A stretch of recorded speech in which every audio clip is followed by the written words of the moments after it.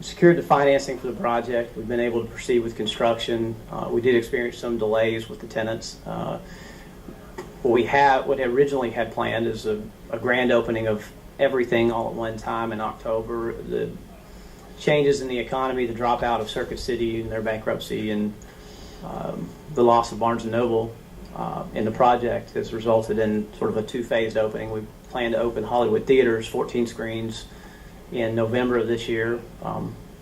They appear to be catching up on their construction schedule and are reporting to us that they have all intents and purposes of opening in November. So we're excited to get something going this year. And the balance of the center, which includes the Belk, the Michaels, Marshalls, Home Goods, the Petco, all the small shops, those folks will be opening in March, and we'll be planning the more formalized grand opening of the center at that time.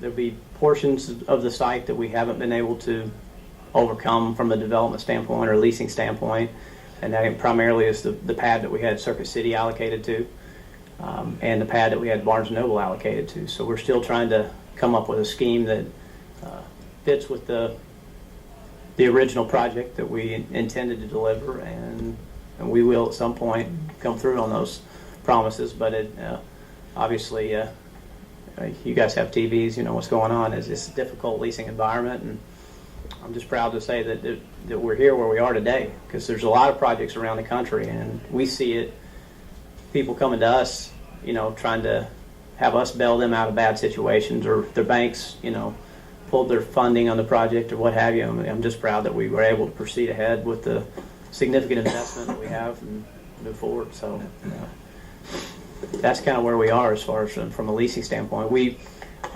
building around 130,000 square feet of small shops that complement the anchor stores, and we're 78% leased and committed on those, which is a pretty phenomenal number in this economy, in this market.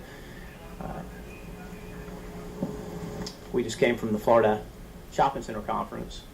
The shopping center industry meets once a year in Orlando, and it happened to be today and yesterday.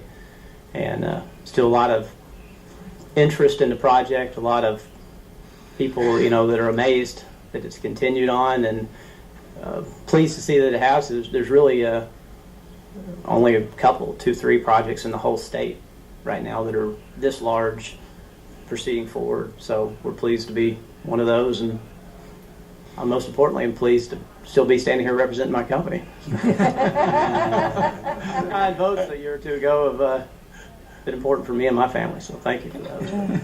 What control do you have over the road system? Is that under your control, the additional? To all of it. I'm ready, Mayor. Bob. I know. It's a great project, and I'm really interested in those smaller eateries, what we're going to see there. And from what I read in the paper, I guess over the weekend, a couple of hamburger places, that pizza place, or Red House Pizza or something. Yeah, Red Brick. Red Brick Oven Pizza. Oven Pizza, man. There's nothing as good as Pebble oven Beach pizza. Grill. Which will be a very nice little operation. Nice ice cream stores going in. Red Robin, Five Guys. Right.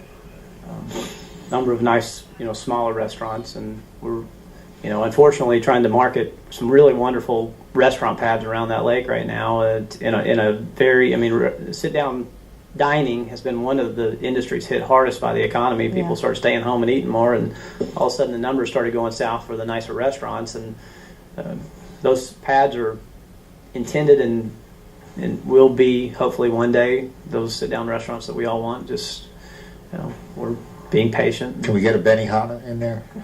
Are they still around? I don't think they're still. I think it's going to be fun between now and March. I can't wait to celebrate the opening of it with you. Bob, do you want to talk about the convenience fee? We can. Or do you want to wait sure, on that one? No, it's fine.